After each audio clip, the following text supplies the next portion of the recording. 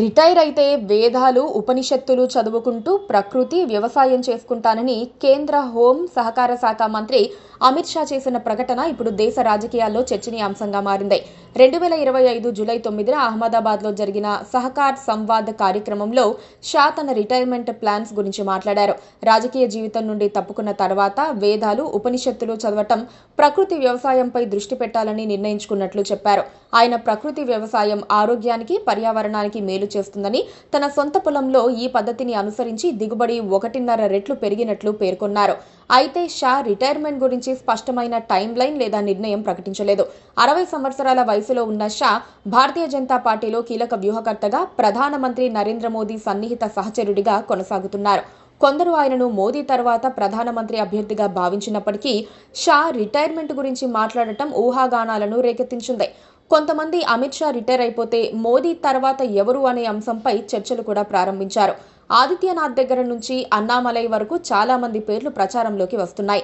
కానీ అసలు అమిత్ షా ఎందుకు రిటైర్ అవుతారు అన్నది ఎవ్వరూ ఆలోచించడం లేదు. అమిత్ షా వయసు ఇప్పుడు 60 ఏళ్లు మాత్రమే. బీజేపీలో రిటైర్ అవ్వడానికి 75 ఏళ్ల వయసు గడువు నిర్ణయించారు. ప్రధాని మోదీకి ఆ గడువు వచ్చినా ఆయనకు వర్తించే అవకాశాలు లేవు. ఒకవేళ మోదీ రిటైర్ అయితే ఆ పాత్ర అమిత్ షాకే దక్కుతుంది. అందులో ఎలాంటి సందేహం లేదు. పార్టీపై పూర్తి పట్టును అమిత్ షా ఇప్పటికే సాధించారు. ప్రధాని మోదీ ఆశీస్సులు కూడా ఉంటాయి. 75 ఏళ్లు వచ్చే వరకు అమిత్ షా రిటైర్ అయ్యే అవకాశం ఉండదు. ఇతరులకు ఛాన్స్ రాదు. అమిత్ షాకు రాజకీయాలపై విరక్తి పుట్టించుకోవాల్సిన అవసరం కూడా లేదు. గత 10 ఏళ్లుగా ఆయన అద్భుతమైన రాజకీయ జీవితాన్ని ఎంజాయ్ చేస్తున్నారు. ఒకప్పుడు గుజరాత్కే పరిమితమైన ఆయన రాజకీయం ఇప్పుడు దేశం మొత్తం విస్తరించింది. టాప్ 2 పవర్ఫుల్ లీడర్ ఆయన. అలాంటి పవర్ను వదులుకొని హఠాత్తుగా రిటైర్మెంట్ ప్రకటించే అవకాశాలు లేవు. రాజకీయాల్లో ఉన్నవారు ఓపిక లేక కార్యకలాపాలు తగ్గించుకుంటారు, కానీ రిటైర్ అయిన పరిస్థితులు భారత రాజకీయాల్లో లేవు. అయితే అమిత్ షా ఇలాంటి ప్రకటన చేయటం వ్యూహాత్మకమని కొంతమంది అంచనా వేస్తున్నారు.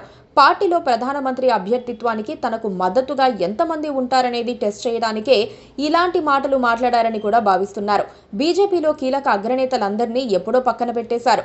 2024 ఆగస్టు నాటి India today mood of the nation survey ప్రకారం కేంద్ర హోంమంత్రి అమిత్ షా అత్యధికంగా 25% మద్దతుతో మోదీ తర్వాత ప్రధాన అభ్యర్థిగా ఉన్నారు. దక్షిణ భారతదేశంలో 31% మద్దతుతో ఆయన పేరు ముందంజలో ఉంది.